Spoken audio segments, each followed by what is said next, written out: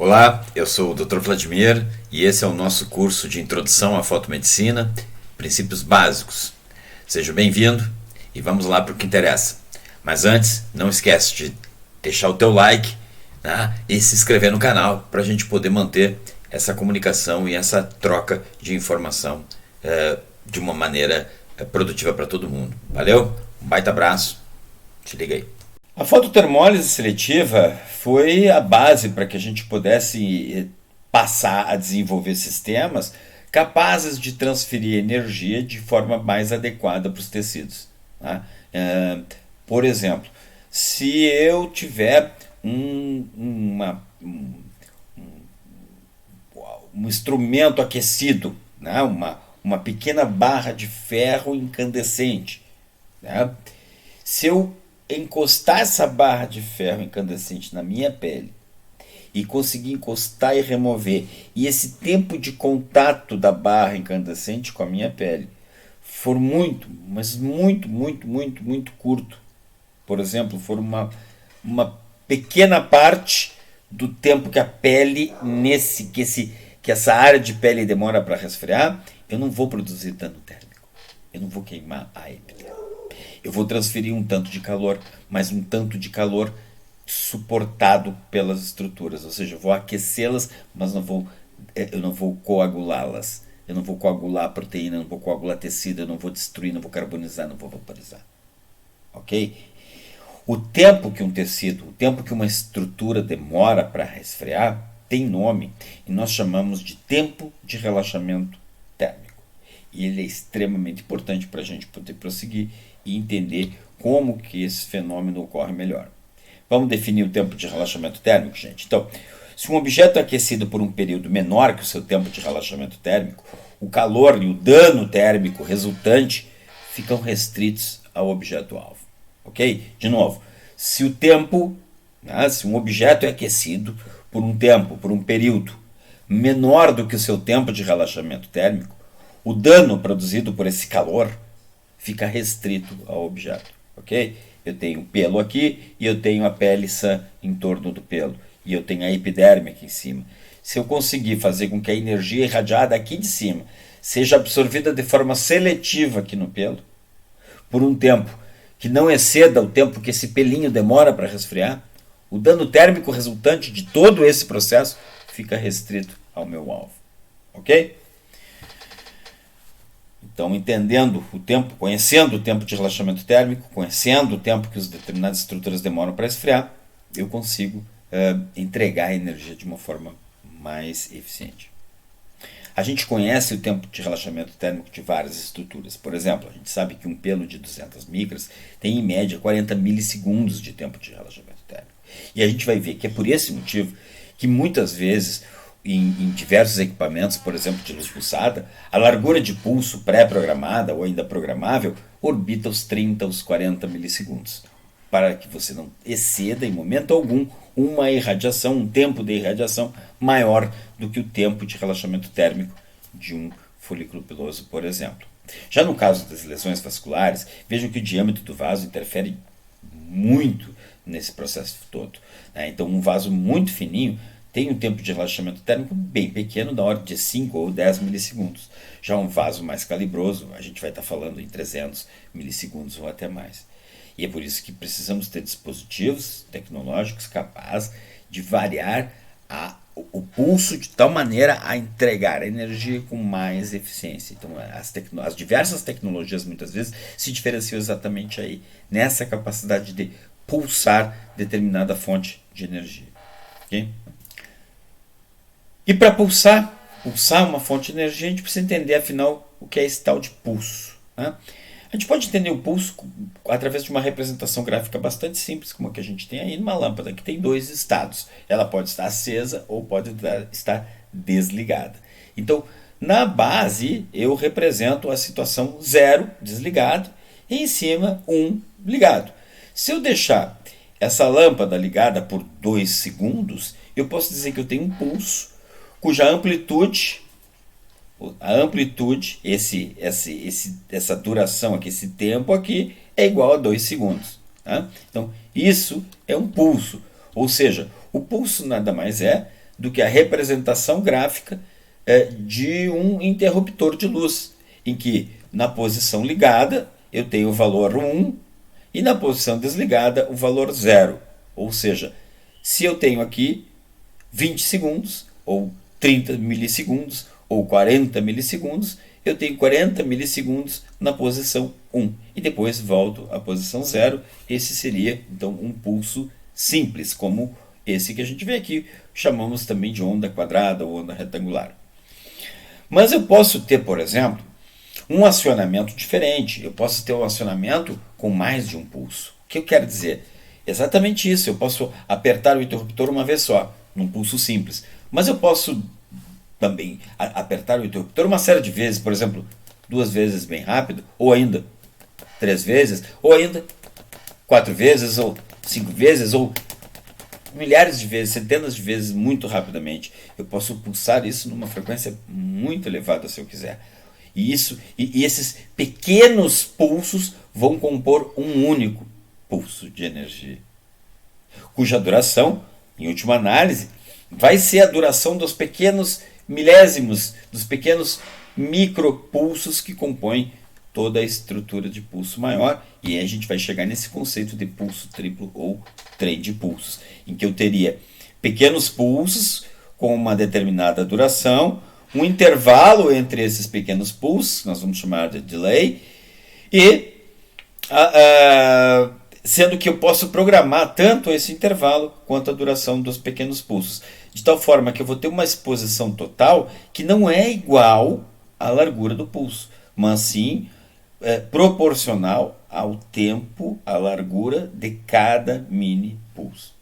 Ok? Isso é um trem de pulso, a gente vai examinar esse conceito melhor um pouco mais adiante. E qual a relação entre pulso e relaxamento térmico? Ora, a duração do pulso é fundamental para que a gente possa atingir uma determinada temperatura e o efeito clínico desejado, né? Seja ele qual for, vaporização, carbonização, coagulação de proteínas, por exemplo, né? O calor é dissipado, né, do local da absorção por difusão. Então, uma vez aquecido o meu alvo, aquele alvo quente, ele irradia calor para o seu entorno. Lembra da difusão? Isso é extremamente importante. Então, de forma que grandes objetos podem até demorar mais para aquecer, mas vão esfriar lentamente e vão ficar irradiando por uma área ainda muito maior. Então a gente pode ver que a melanina, nesse gráfico pontilhado, apresenta um coeficiente de absorção decrescente, né? Então, uma absorção bastante significativa, por volta de 300 a 400 nanômetros, vai reduzindo, mantém uma afinidade durante uma boa parte do espectro visível e, na verdade, essa afinidade vai até mais ou menos 1000 nanômetros, um pouquinho mais, um pouquinho além de 1000 nanômetros. Nós temos lasers de 1064 nanômetros que mantêm uma boa afinidade por melanina e são usados para depilação, por exemplo. Então a gente, durante todo o espectro, a fração do espectro eletromagnético a qual o olho é sensível, a gente tem uma boa absorção por melanina. Então vejam bem, a melanina sempre é um cromóforo que compete quando a gente está irradiando energia luminosa na pele. Independente da situação, a melanina está sempre lá absorvendo um tanto dessa energia, ok? Já a oxihemoglobina possui 3 picos de absorção, um na volta de 400 nanômetros, depois volta a ter uma boa afinidade por volta dos 500 nanômetros, 510, 520 nanômetros, e mais além, de novo, também, a exemplo da melanina, por volta de 1064 nanômetros, a gente volta a ter a afinidade pela molécula de oxihemoglobina. Então, quando eu quero tratar lesões vasculares, eu preciso escolher fontes de energia que tenham um comprimento de onda que sejam absorvidos pelo pigmento em questão, pelo cromóforo em questão. Ora, se a lesão é vascular, quem é o cromóforo? Oxihemoglobina. Oxihemoglobina tem boa absorção onde? Em 500 nanômetros, por exemplo, em 1064 nanômetros, por exemplo, tem boa absorção. Então, um laser de 500 nanômetros me serviria? Sim, serviria para tratar lesão vascular, por exemplo. Ok? Entendido isso, gente? Isso é bastante... É bem importante que isso aqui fique dentro da cabeça de cada um. Um outro cromóforo bastante importante na nossa prática é justamente a molécula de água. E olha aqui que interessante. Ainda lá no finalzinho do espectro luminoso, né, de espectro de luz, lembra que luz é apenas uma pequena... olha, essa janela óptica aqui, ó, que é a faixa de sensibilidade do olho humano, tá? Ainda dentro dessa faixa, por volta de 700, 800 nanômetros, no infravermelho, eu já tenho afinidade pela molécula de água. E por isso que o infravermelho é utilizado em tratamento para rejuvenescimento não ablativo. Por essa capacidade, né, por essa afinidade pela molécula de água, eu consigo aquecer tecido irradiando o infravermelho. E consigo fazer isso profundamente na pele, até mesmo em tecido celular subcutâneo. Ok? Então, ali eu já começo a ter afinidade pela molécula de água. E é essa afinidade que gera aquecimento. À medida que a afinidade pela molécula de água vai subindo, ela vai passar de 1.800 nanômetros, mais ou menos, por aqui, e essa afinidade vai começar a ficar tão grande que a água presente na epiderme, 75% da epiderme, em média, a água presente na epiderme vai absorver integralmente essa energia e vai vaporizar a epiderme e começa a ter fenômenos ablativos. Então, os lasers, os comprimentos de onda acima de 1.800 nanômetros, invariavelmente são lasers ablativos. E aí eu tenho o érbio e tenho o CO2. Né? O érbio num pico de afinidade superior ao do CO2, por isso ele é mais superficial. Né? Então o érbio absorve muito mais, tem muito mais afinidade. Então a energia não consegue aprofundar. Já o CO2, essa afinidade diminui um pouquinho, o que permite que um feixe de CO2 penetre muito mais na pele do que um feixe de laser de érbium, por exemplo. Entendido isso, gente? Bem, as emissões de luz intensa pulsada sempre vão ser absorvidas pela melanina presente na epiderme. Eu quero que vocês lembrem disso. Tá?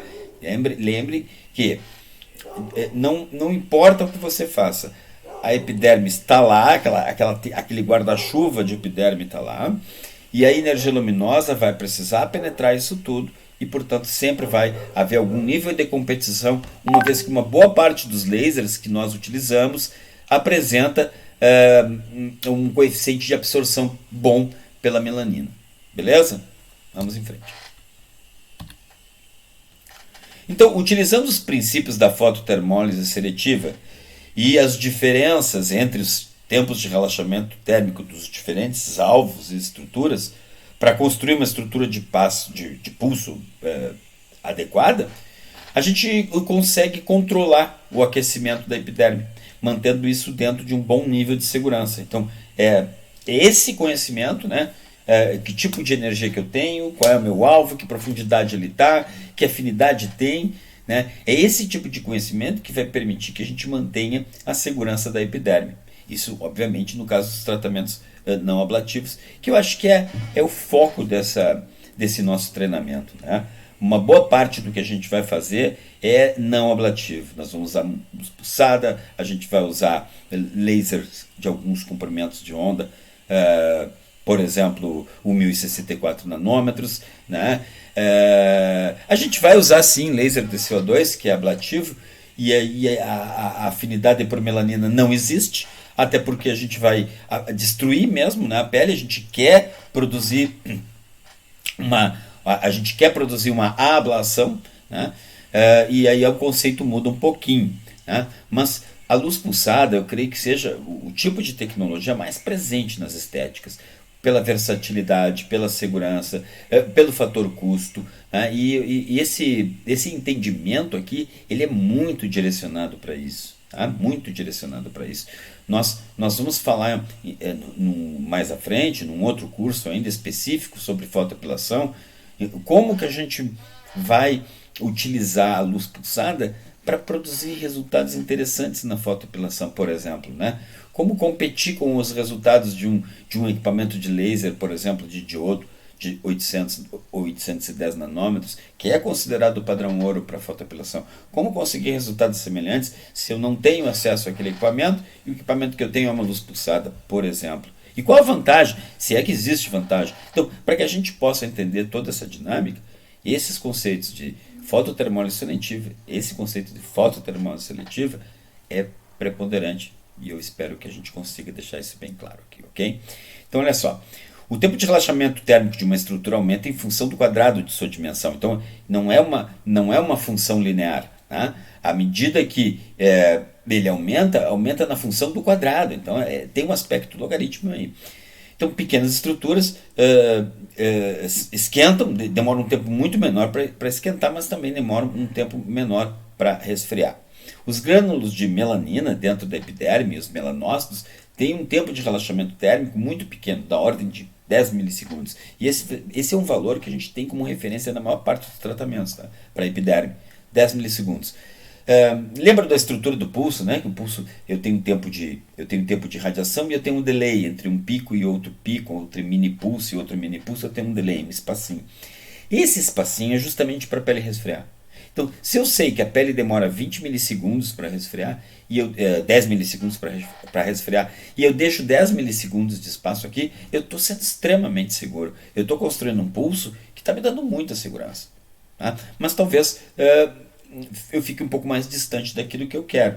Então, eu posso modular essa distância de acordo com o meu know-how, com o meu conhecimento, com a minha experiência, e aos poucos aprender a construir estruturas de pulso adaptadas para aquela situação e para aquele indivíduo.